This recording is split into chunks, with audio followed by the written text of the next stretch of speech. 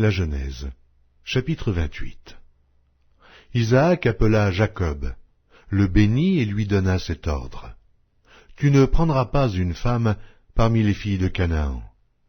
Lève-toi, va à Padam Aram, à la maison de Bethuel, père de ta mère, et prends-y une femme d'entre les filles de Laban, frère de ta mère.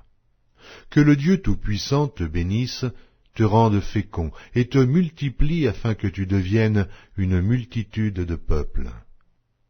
Qu'il te donne la bénédiction d'Abraham à toi et à ta postérité avec toi, afin que tu possèdes le pays où tu habites comme étranger, et qu'il a donné à Abraham.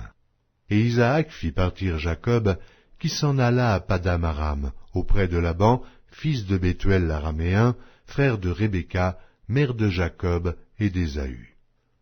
Ésaü vit qu'Isaac avait béni Jacob, et qu'il l'avait envoyé à Padam Aram pour y prendre une femme. Et qu'en le bénissant, il lui avait donné cet ordre, « Tu ne prendras pas une femme parmi les filles de Canaan. » Il vit que Jacob avait obéi à son père et à sa mère, et qu'il était parti pour Padam Aram.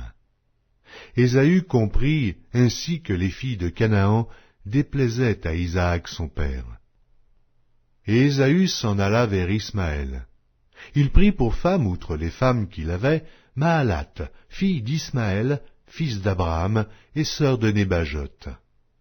Jacob partit de Beer-Shéba et s'en alla à Charan. Il arriva dans un lieu où il passa la nuit, car le soleil était couché.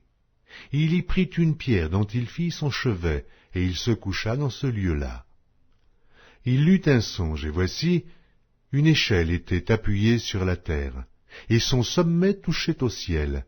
Et voici, les anges de Dieu montaient et descendaient par cette échelle.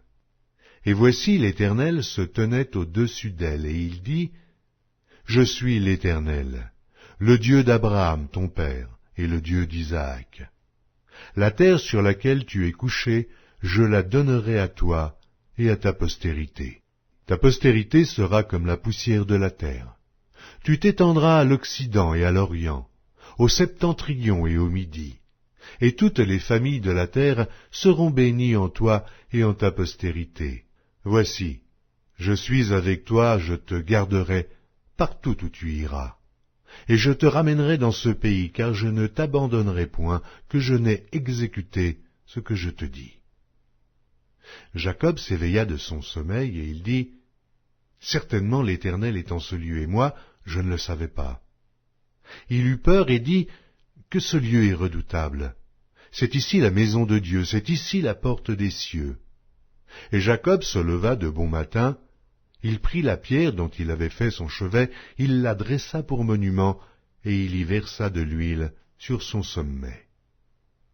Il donna à ce lieu le nom de Béthel, mais la ville s'appelait auparavant Luz. Jacob fit un vœu en disant, « Si Dieu est avec moi et me garde pendant ce voyage que je fais, s'il me donne du pain à manger et des habits pour me vêtir, et si je retourne en paix à la maison de mon père, alors l'Éternel sera mon Dieu.